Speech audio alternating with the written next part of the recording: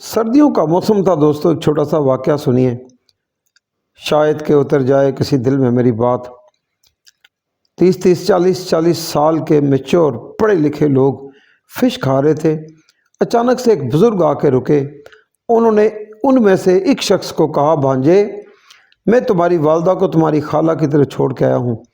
پتر، میری نماز کا وقت جا رہا ہے، اپنی والدہ کو لے لینا۔ اب بتائیں، اس میں کوئی بات ہے ایسی؟ موڈ خراب ہو گئے، ایک دوسرے سے منہ چھپا کے بھاگے، کھانا دھرا کا دھرا رہ گیا۔ دوستو، ہوا کیا؟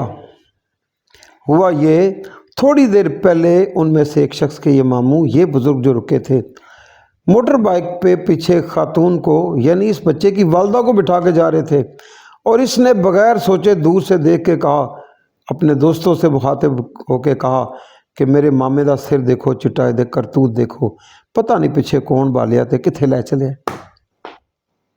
اب 2 منٹ کے بعد ماموں آگے کہہ رہے ہیں، اپنی ماں کو وہاں سے لے لینا۔ دوستان عزیز، بات سوچ سمجھ کے کرنی چاہیے۔